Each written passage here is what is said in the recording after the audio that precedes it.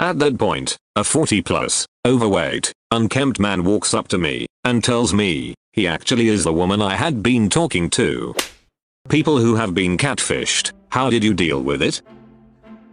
Met a chick on some random app. We talked, traded photos, made plans to meet up. I went to her place and when she opened the door she looked nothing like the pictures she sent me. I thought it was a prank or maybe her sister or a friend, but she greeted me by name and invited me in. I thought to myself maybe I'm misremembering the pictures. So after some time chatting I go to the bathroom to check those photos and they are in fact not her. Hair color, skin tone, and general body shape are the same, but it's not her. So I text my dad and ask him to call me in about 20 minutes in a panic. I go out, act normal, get a panicked phone call, then leave in a hurry. Never spoke to her since. I felt bad at first, but the more I thought about it I realized she's the one who tried to dupe me and there is something very wrong with a person to use photos of someone else to represent them, then expect it to just work out or be okay.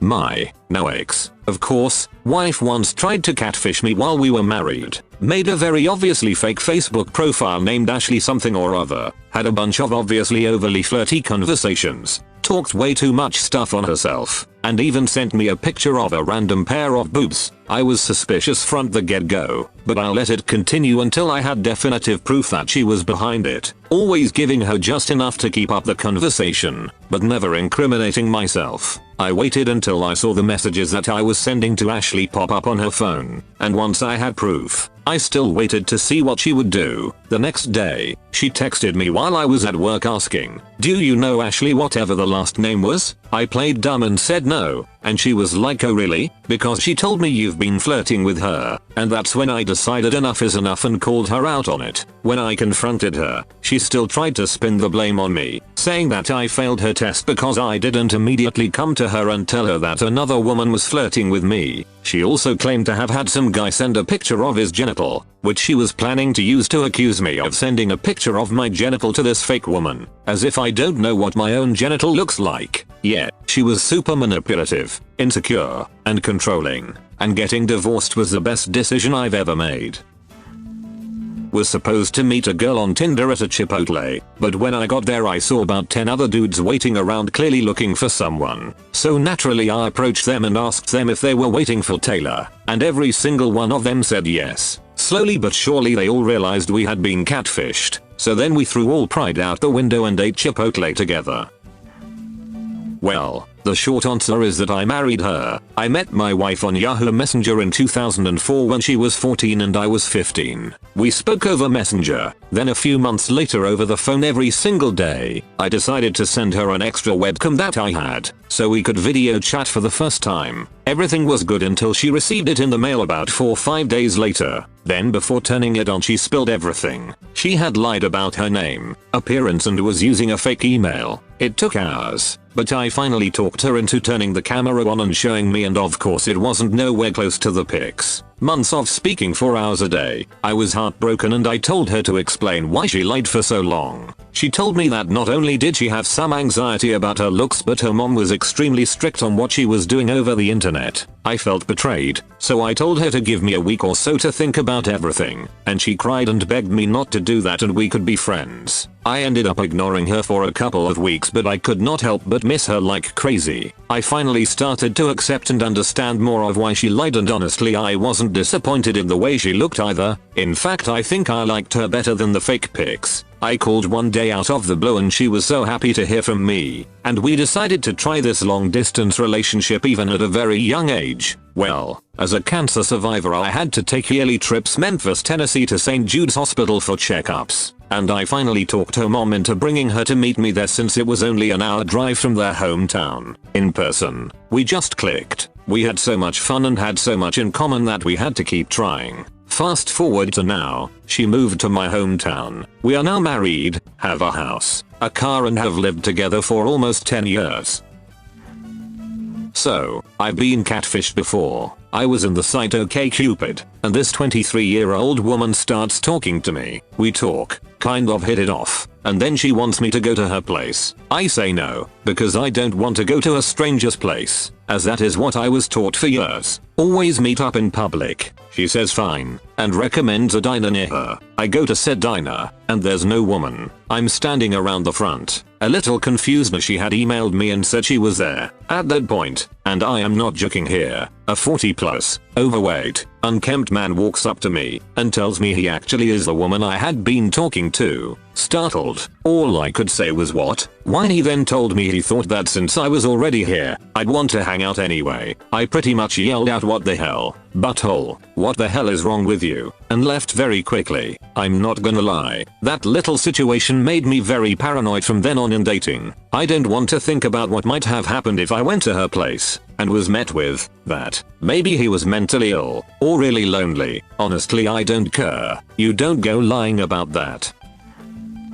Happened to me once a long time ago. Talked to a girl for a month or so before deciding to meet up with romantic intentions, and since we lived on opposite ends of the country, which was a long ride, she wanted to stay with me for a week. Great, no problems. The day arrived and so did she, but she was considerably bigger than her photos let on. Barely even recognized her. Don't get me wrong, I don't mind a little extra thick, but I do mind being lied to, and the extent in which she went to hide her weight was both sad and slightly impressive. But since we'd spend a whole week together, I didn't mention it and instead tried to have a good time, which we had. Only regret I have was having sex with her, since I didn't do it out of attraction or affection, but out of compulsion, since she was really pushy about it and I felt like I owed it to her for spending money and time on travel. Haven't online dated since, and have no plans to do it again.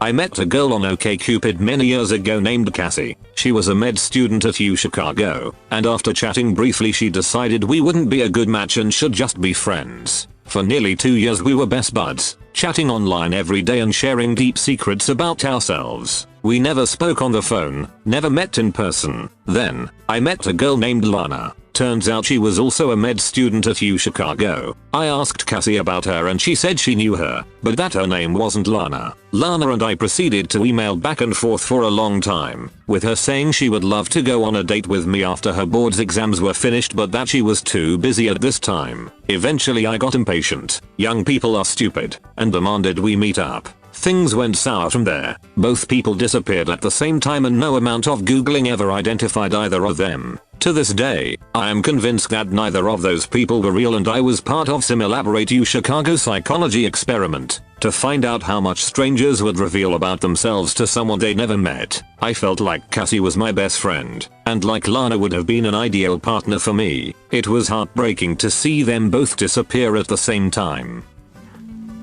Oh gosh, yes I have, and it was wild. I started talking to this guy on Tinder back in 2014 or so. I was still young and new at online dating, so I didn't vet the guys very well. This guy was cute and had some photos of him from far away. He looked totally normal. As we talked he let me know he still lived with his mom and was about 1.5 hours away. I breezed through a couple more red flags and we agreed to meet somewhat in the middle. I arrived first and sat at the bar. I told the bartender it was a blind date so I'd have some backup if I needed it. I ordered a beer and was waiting about 5 minutes when this guy waddled in. He was maybe 5'2" and probably around 250 plus. I smiled and said hi, and thought to myself, I drove 45 minutes for this, I'm going to enjoy dinner at least. As he sat down he handed me fake flowers. But they weren't just any fake flowers. They were 4th of July fake flowers and they looked like they'd just been pulled from their location in the dirt. I accepted them and we said hellos and ordered food. Right before the food came he said he was going to the bathroom. I started eating and the bartender and I exchanged looks that said, well, this is happening. 10 minutes go by, and he's still not back from the bathroom. Now I'm about halfway through my food. 10 more minutes passed and I finally texted him, you okay in there? No response. Finally it's been about 30 minutes and I realize he's left. I finished my meal, told the bartender he left, ordered another beer. They didn't make me pay for his food and I left. So yep, I got catfished and he left about 20 minutes into the date. I've been amused about it ever since. I don't know what he expected. I definitely looked like the photos I had up and he definitely didn't.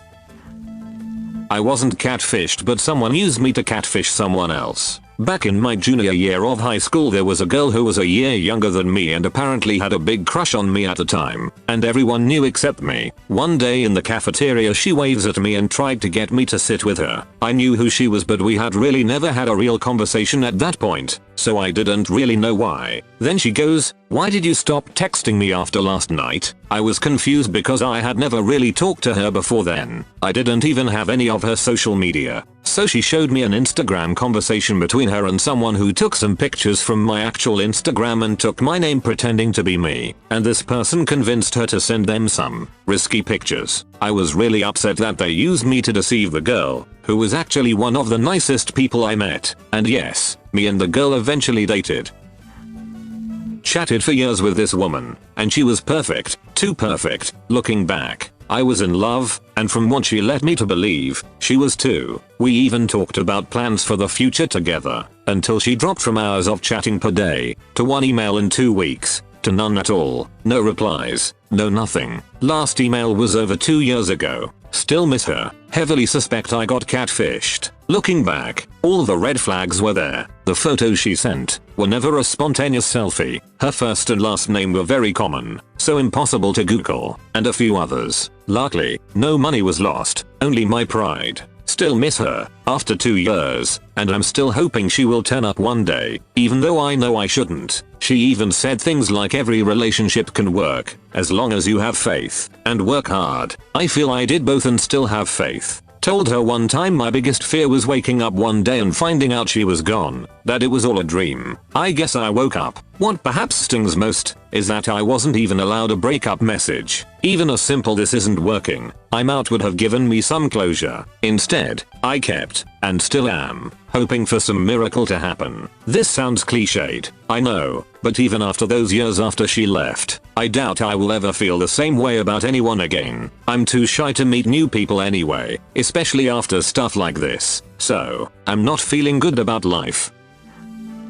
I think my catfishing story is pretty innocent. Met a super sweet boy. He was funny. We talked well. Had a nice personality, but not my type exactly. Over time he got depressed through, and I kept trying to find out why. We would Skype, and I'd see him. He'd be hiding most of his face behind his hand cause he was shy and wearing a beanie all the way down in his eyes. But I saw him. I heard his voice. Did not second guess anything. I mean, not a deep voice, but a reasonable voice since we were only 14 or so. Then one day he broke down. He had to tell me. I'd known him for a year. Told he was actually a she. She was gay, had known so for many years, and had a deep crush on me, but had figured if she pretended she was a guy, we could end up dating. Now, girls don't do it for me, but I felt sorry for her, so I agreed to online date her. It only lasted a few weeks though. Before we agreed it wasn't working because I couldn't see her as more as a friend. We stayed friends for a while, but over time lost contact. I often think of her. I accidentally catfished a girl. We met in January in front of the student union at school. Since it was cold as hell I was bundled up in typical winter wear. Hat, scarf, heavy jacket, jeans, black leather boots. Anyway, I got her number and we chatted on the phone a few times and went out on a date. I threw on some jeans, black boots, a baseball cap and a flannel shirt. We ended up having lunch at a diner and then went back to her place that she shared with her mom and watched TV. This went on for a few weeks. We would meet up somewhere at school or at lunch and then chill at her place. I was a total gentleman too because she was a little younger than me and from another country, and sort of seemed naive. She only had one other boyfriend before she met me. Anyway, I invited her to a bar to see my band play. She wasn't legal drinking age, but that's no big deal because I pretty much knew everyone and could easily get her into a bar no problem. My roommate actually went and picked her up because I had to set up our show. This was dumpy little bar, so we had a lot of work to do on stage. So her and the roommate get there, take a seat at the bar, and I came up and told her how excited I was that she was there. She looked at me like she had never seen me before, and then I realized she never really did. Like every time we hung out I was wearing jeans, a long sleeved shirt and a hat, so she never saw my blue spiky hair, my tattoos, my spiked belt, my Dead Kennedys Nazi Punks F off t-shirt, or my black leather jacket covered in spikes and patches of bands like Black Flag and Circle Jerks. She had no idea I was a punk rocker dude.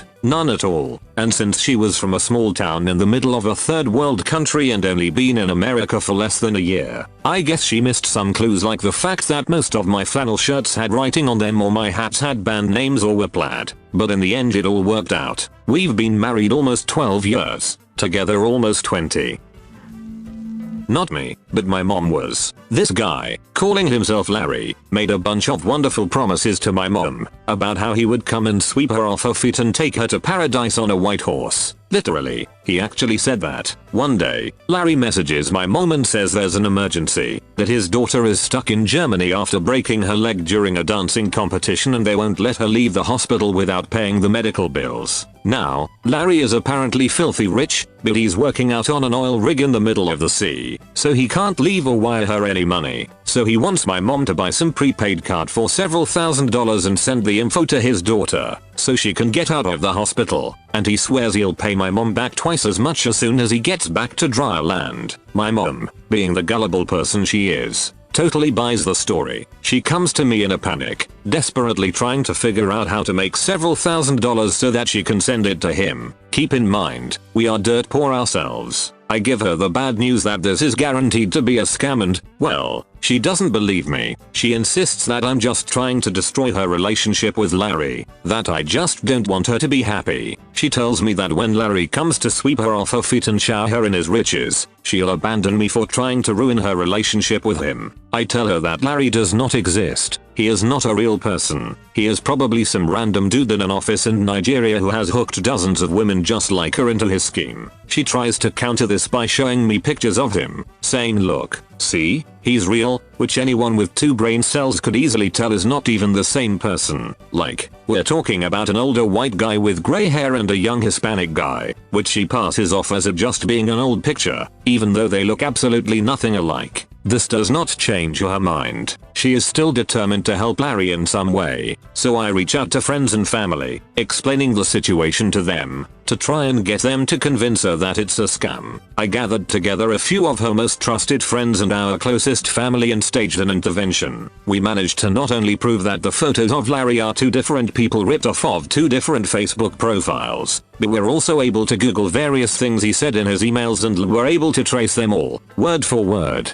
back to a forum where catfishers openly discuss ways to scam people and share poetry and sweet nothings to convince women to fall in love with them. Finally, mom accepts that Larry is a scammer, so she sends him an email basically telling him to F off. You would think that would be the end of it, right? Nope. Larry admits that he is actually a scammer and he's been trying to rip her off, but he swears that despite all of this, he's really in love with her and he still wants to sweep her off her feet. Surely, my mom would not buy this, right? Of course she did. So despite him being an admitted scammer and outright telling her that just about everything he ever said was a complete lie meant to extort money from her, she actually believed that he was legitimately in love with her. He tells her that he's going to be flying into town in a few weeks and he'll show her the real him, and then he'll sweep her off her feet and take her to paradise. She buys it hook, line and sinker, and then a few days before his alleged flight, he tells her that there's some issue with his plane ticket and he's gonna need a few $100s to get here, but he'll pay her back double when he gets here. We stage another intervention, and after I sent a sternly worded and extremely threatening email to Larry, telling him to never speak to my mother again, he finally stopped contacting her.